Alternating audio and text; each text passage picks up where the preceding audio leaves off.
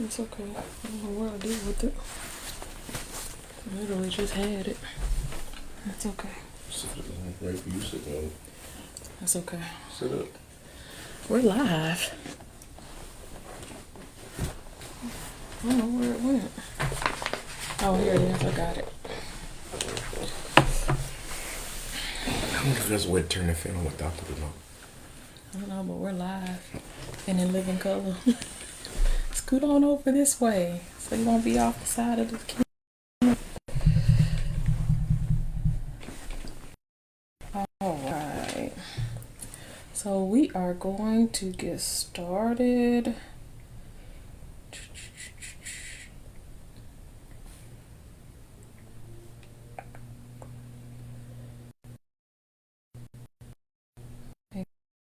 We're live on here. Hello, hello, hello. Come on in. There we are. We're live. Come on in. Welcome, welcome, welcome. We are the Johnsons. Come on in. So we're going to have another marriage class tonight. We're going to talk about, I feel like we're sitting low. I hate to adjust the camera because it might fall. Maybe you have to sit up some. No. I look bronzed, don't I? Alright, so we're going to talk about how to survive the seasons of marriage. I am Dee Johnson. This is my husband. Ernest Johnson. That's what you... Is it going to be this type of broadcast? I thought you were going to Is it going to be this type of broadcast? Yeah, I thought she was going to say my name. I didn't know. If I point, that gives you the floor. You famous, I'm just a peon. Alrighty. So talking about surviving the seasons of marriage. And first of all, I just want you to know that your marriage will go through different seasons. Just as your life does as an individual person, it goes in cycles. And sometimes they'll and not going so well. And sometimes things, are going in your favor and sometimes not going in your favor. And so what we want to talk about is surviving the different seasons, particularly winter. Because winter is characterized by everything being dormant, everything being dead, everything being stale. There's really no life. There's really nothing blooming, and our marriage started off in the season of winter. Are you awake? I'm fine. Did y'all see? Did he look like he was looking off somewhere? I need you to pay attention, Mr. Johnson. I'm right here. What are you talking about? So our marriage started off in the season of winter. Like we got hit straight out the back as soon as we got married. So we got married in April. 6 weeks later, I was diagnosed with multiple sclerosis. How did I find out I have multiple sclerosis? Because I could barely function. I can't even remember what the first symptoms were, but they found out it was actually multiple sclerosis. So 2 years prior to my actual diagnosis, they thought I had carpal tunnel syndrome. Even though he is at the time, I'm like, okay, y'all the doctors, whatever. But after we got married, I went back and I'm like, hey, something is going on. So they did all their tests or what have you. And they gave me this diagnosis of this chronic disease with no cure, where a lot of people end up disabled or not able to function the more time that they have it. So 6 weeks after we got married, that wasn't the verse. I think I could barely walk. I can't remember all the symptoms, but I'll just say the first few months. She couldn't do anything for herself. I really couldn't do anything for myself. I lost the use of my left arm and hand for 2.5 months. I lost hearing in my left ear for 2.5 months. Vision issues. I could barely walk. I could barely function. But we were newlyweds and we were in the early stages of our career. I couldn't afford to take off work. So what did I do? We had the home health nurse come in, insert an IV into my arm, and I wrapped it up. And I would go to work, and I was barely functioning. I was dizzy. I didn't have enough function in my hands where I could even unbutton my clothes. I had to have my staff member unbutton my clothes just so I could go to the restroom. It was that bad. I didn't have enough strength in my hand to hold a paper plate or a remote control. I couldn't comb my own hair because I could barely move this arm, much less use it. And so at the end of the day, after I get home from work, I would get the IV out of the refrigerator and I would, hook it up to the IV that was inside of my arm. And I would give myself 1,000 milligram dose of whatever the steroid was. And I did that for 5 days. She gave me a choice. She was like, either you can do it at home and I teach you how to do it, or we can put you in the hospital and you can do it that way. So I chose, like I said, we're in the early stages of our career. We're in our 20s. I can't afford to take off work. We just got married, got to pay these bills. And so I went to work with this IV in my arm, and I would just take care of myself at night. But can you imagine how scary that must have been? No, I read it. Go ahead if you want to take credit. Go and take credit. Whatever you need to say, go on and say it. I won't take credit. I said you can take credit, assuming if I can't lift my arm in my hand, of course I didn't do it by myself. Oh, okay. I mean, is that not like an assumption? I was there, ladies. I wasn't watching her do all this by herself. Oh, God. Maybe we should just turn the broadcast off and start over and get our spirit together, because he ever talking about that. Great for us. But anyway, I can't remember where I was. You were telling how wonderful I was in helping you through this bad situation. I'm sure that's not what I was saying. That was what you were saying. But can you imagine how scary that was? I think I was like, I'm married, like that, and we're talking about, should I end up in a nursing home? Where is this going to lead? If it's this bad and it's only 6 weeks into your diagnosis, is this to lead us eventually? And then shortly after that, he got laid off from his job. And then I got laid off from my job. And then we had an unexpected death in the family. All of this happened in the first 12 months of marriage. All of this happened. So our honeymoon phase did not occur. Yeah, it didn't exist. As soon as we got married, we were in the winter season of our marriage. And you have to understand, we had never lived together before. We had been co-workers. We had dated for almost 4 years. We thought we knew each other. But you don't really know anybody until you move in with that person. And you're dealing with, and what kind of habits you didn't know they had. So there were some things about me he didn't like. There were some things about him I didn't like. And that was the first year of marriage. We ended up in counseling twice in the first year. Talked about divorce the first year, because wintertime made us believe that maybe we married the wrong person. Maybe this was not meant to be. Maybe our season with each other had passed, because why are all these things happening out of the gate? Right. And so what I want you to hear me say is, you can survive winter, but you have to understand that winter is coming. If you don't understand that winter is coming, knock on your door, then your sees up cope skills, you don't have the strategies, and you don't have the wherewithal to even begin to survive it. Can you talk a little bit about how you felt through that first year of winter, first year of marriage? I didn't even like DeAndre first year. Speak up. I'm sorry. I didn't even like DeAndre the first year. Expound. No, just because there was a lot of stuff we was going through. It just wasn't, it didn't necessarily seem fair. Okay. Not necessarily to me, but to both of us. And just getting used to each other and our habits. And on top of that, which is pretty much normal stuff, but on top of dealing with other things, it could become rather, everything became, every day you come home from work, then it's a new issue or a new problem or something else you got to deal with. And there was at some point, there was no end in sight. And we made the mistake of going to a MS conference. And then you could see the people in different stages of MS, and you start questioning, is that, especially DeAndre, is that going to happen to me? Or is this going to end up where I'm going to end up at? And so we left that place, and we're very scared, and not so optimistic. Mm-hmm. But fortunately for us, things didn't get any worse. They got better, but it took a period of time. So, right. And the temptation was to blame each other for things that weren't even in our control. He couldn't control that he got laid off any more than I could have controlled that I gotten laid off. So we were both laid off at the exact same time. So not only do we have my health issues, now we have financial issues. Then we have grief issues with this death in our family. And it takes a toll. It takes a toll on you personally. And of course, it's going to take a toll on the relationship. And so what we want you to understand that during the season of winter, it's important that you resist the urge to blame each other.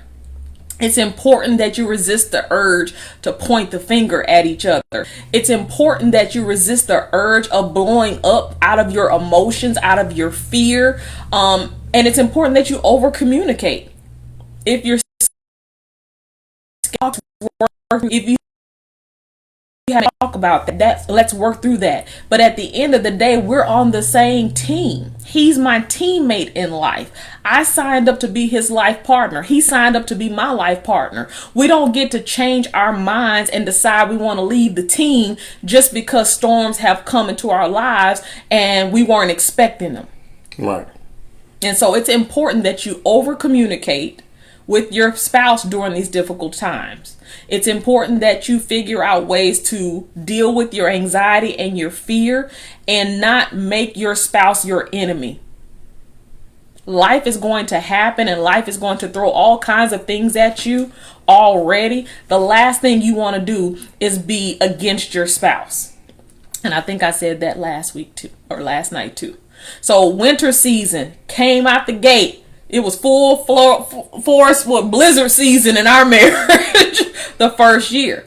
But we stuck it out. We went to counseling. We went to counseling twice because the first time it didn't work. The strategies he gave us, it didn't work for us. So we had to go again to a different therapist. And sometimes it's about trial and error. It's not that therapy doesn't work. It may be that specific therapist doesn't work for your specific situation. But what you can't do is leave your teammate on the front line of the battle to fight alone.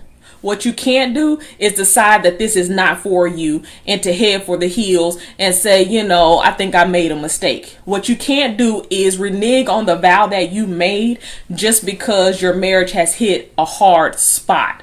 If you were single, life can hit a hard spot. So don't think that marriage is the cure-all for life issues. It's just not. It's double. What do you mean? Well, you get your life issues plus my life issues. That's 2 issues. Right. Absolutely. And you got to deal with issues that's not even your issues. Like, I got to deal with her issues. Regardless that I brought into the marriage. Or whatever's going on in her life, particularly right now at work, friends, type person. She got to deal with mine. That's outside of her. And the only reason she's dealing with them is because she's my wife. And either she gets the brunt of it or gets to hear about it. So it's important that you nurture the friendship and you nurture with your during the all right. So wintertime, we already talked about that. Let's talk about wintertime. Don't just like seasons come every year. Winter thing. I remember this cartoon from a long time ago where they showed the grasshopper and the ants. Well, the ants prepared for winter, and the grasshopper didn't. And the grasshopper starved to death in winter. So you can prepare for winter times by investing in your relationship during the times when nothing's going on, when everything's working. And that's something to hold on to during the winter times. Like, you can't fully hate a person because you just loved them a few months ago. So by preparing for winter time, you just invest in a relationship when everything's going great. Right. And that's biblical. That ant thing. It tells you in the Bible that you need to prepare like an ant. Store up your stuff in the wintertime so that when the next season comes, you're not caught off guard. Right.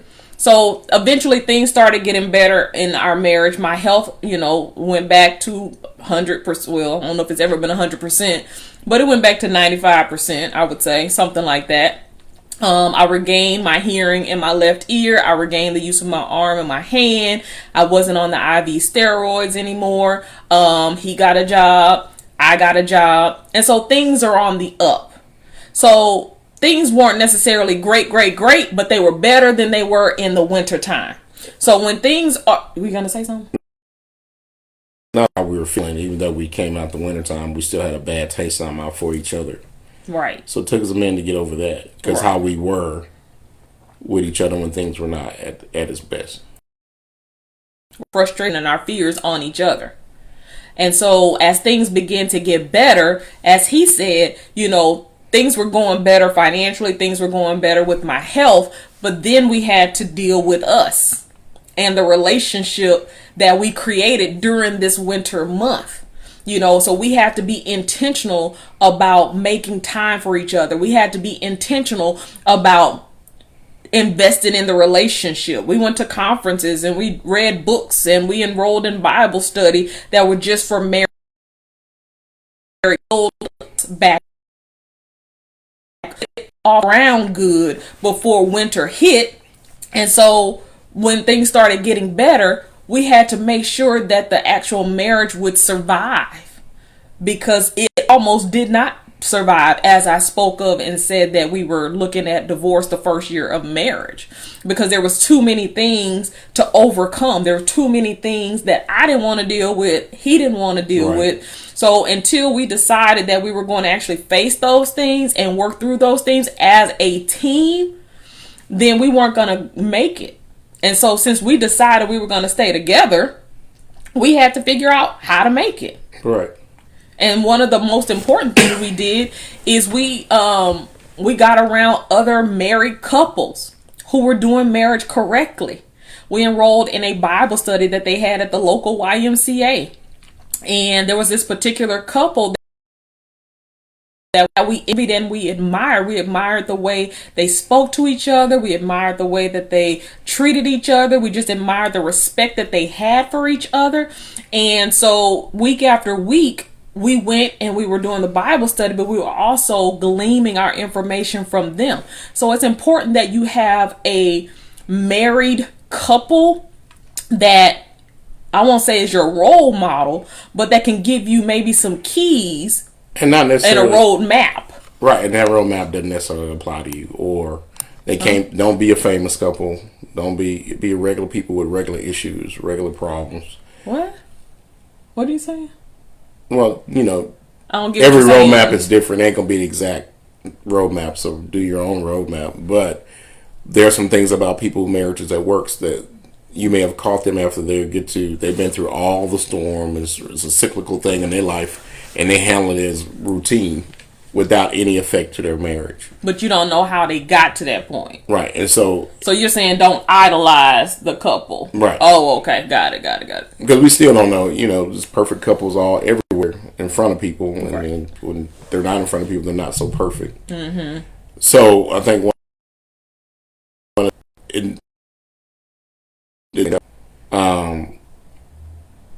try to find out, things work differently for different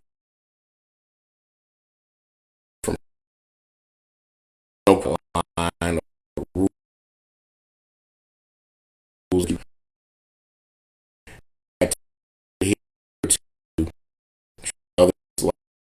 want to treat and don't allow them to, if something's wrong, don't allow them to blow you off,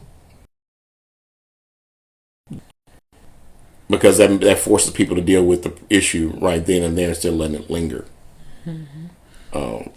But you should be a student. You should have an A in knowing your life partner. You should know what makes them sad, what makes them happy, what makes them tick, what makes them feel rejected. You should know everything there is to know about your life partner. But you won't. What does that mean? Well, but you won't know everything. The thing about when I say you won't is that throughout the course of a marriage, the things you know change and they grow. So you have to continuously study. It's not like a course you ever graduate from. She's saying our connection is horrible. I can't tell. I saw it jumping a little bit, Sherilyn, but it seemed to have straightened out. I'm not sure. It's a Facebook thing. because we got all of our bars on our internet. Oh. So, no, I mean, I don't know. We're just gonna keep it moving. We don't know what else to do, so we're just gonna keep it moving. What were you saying? I'm sorry. I don't forgot now. She Blocking asked, my light. She asked to take I was glowing. There we go. Okay. Becoming a student, knowing your spouse inside and out, and you were saying it's a lifetime. You're a student for life. I'll never memorize everything because things changes as we grow older and get into different things and mature. Heck, it might even be a shortcut to some things that you just don't want to. Okay, I ain't gonna do that because it's gonna cause an argument. I ain't gonna go there because sometimes you just start like, is it worth the hassle? In some instances, is it worth the argument? I know she don't like this. So is it worth dealing with that? And so what does that mean? That means that turmoil. Okay. Because your partner, you're considering the on your marriage. So understanding that you're going to be a lifetime student of your life partner, and your partner will transition and grow and mature in areas, and so will you. And so you have to continue to learn. You have to continue to grow. And sometimes you grow at different paces and at different speeds. Because we still have difference of opinion about some stuff, and some stuff we're gonna always have difference of opinion. I mean, but some stuff and I'm me. I don't to say you're you. I mean, you are you. Don't you know you're you? And I'm me. I know. But I think it's some instances we end up. More importantly, no matter how we get there, is end up on the same page as far as the direction we want to go. Because at the end of the day, it's the greater good of the marriage. It's not about him having his way. It's not about me having my way all the time. It is what is in the best interest of the marriage. How are we going to move the marriage forward? What can we do next to ensure that this marriage stays strong, that this family stays together? And so that means sometimes you have to give up the things that you want. Not 100% of the time. You don't always have to compromise. You don't always have to negotiate. Because like I said, marriage is a dance of constant compromise and negotiation. But at times,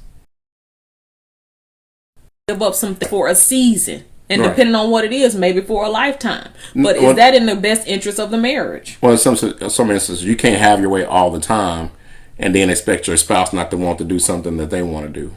Right. And I think that's where couples end up in a situation, where there's some resentment. Well, you get to do this every time. Well, you pick every vacation we go on. Mm-hmm. What if I want to do this? Mm-hmm. And you don't like it. You don't like what I picked, per se. And so you're upset with me, but I'm telling from standpoint, can I have a turn? You got to pick last time. Can I do this time? Is it okay? Mm-hmm. But you're so dead set on what you normally do or what you want to do. Mm-hmm. You negate what I think. Oh, you just come along. You be happy. You'll be all right. Just come on with me. You'll like it once you get there. Right. I think he's trying to say something. No, I ain't trying to say nothing.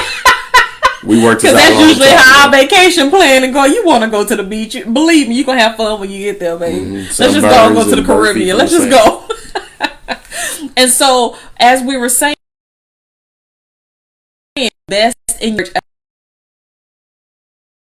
negotiable. Spending time with each other is non-negotiable. Your marriage cannot take a back burner and then you expect to get the most from it. It's not going to happen. So when springtime comes and when summertimes come and it's sunny outside and everything is going well in the marriage, things are going well with the kids, the finances are on point, soak it up. Make memories. Enjoy each other, laugh. He doesn't want to walk into a household and the first thing I say before I even give him a kiss is, we got problems, we need to talk, let's do this. Yeah, because I hear that need to talk stuff. I ain't trying to hear that. I'm trying to walk out the front door. And you should tell them that. He says, this is what I learned. He said, when you want to talk, don't announce it. Don't say, can we talk? We need to talk. Hey, let's talk. Start talking. Yeah, because all that preference on. And so I'm not trying to hear that. So, okay, I'll be back. I'm going to the store. Yeah. And come back next week. It makes your defensive go up. It makes your defensive something wrong. and that there's some issue that you need to fix or you need to correct about yourself. Right. Whenever you start off something, you're like, oh, hell. But take advantage of the times when summertime and springtime hit your marriage. You know, spend more time together, vacation together, relax together, play games, whatever you guys enjoy doing. We enjoy video games. So you may see us out and about playing video games. You know, we like to eat. So you might see us out wanting to eat. We like movies, so we go to the movies. Yeah, you know, we do eat. We like day. to hang out with our family and friends. So do the things that continue to solidify the relationship and allow you to enjoy your life partnership. Because what I don't want you to do is feel like you're in a life sentence and you're just waiting to get paroled. Your marriage should not feel like that. Your marriage should not feel like you are waiting your turn to be released from this prison. If that is where you are in your marriage, then there is work to be done. But you have to make the decision that you're going to actually do the work. You're going to actually do what's necessary to. It's not. I mean, I think. Speak to the people. I mean, it's ours, but I think it's on both parties in the marriage, Absolutely. Both spouses in the marriage, to make this work. And guys, we don't, as far as guys go, we don't seek out information about marriage till it's about the end of the marriage. Then you start looking up all the stuff you can read, and you look it up for your own defense. Well, this says, and so, you know, this information is readily available to all of us. But I encourage your husbands to watch every once in a while, get an idea of what's going on, because it's a team effort. Mm-hmm. And, you know, and guys don't really look up anything about marriage. It's about a car or a video game or about something they're interested in. They're all in. But this is important because it takes both of you to be interested. And if both of you have the information, it can prevent a lot of things from happening. But the question, I can already tell you this because I get it all the time in Wife Nation. What if the wife is the only one doing the work? What is she supposed to do? Based on how you are, and based on how you change, is cause and effect.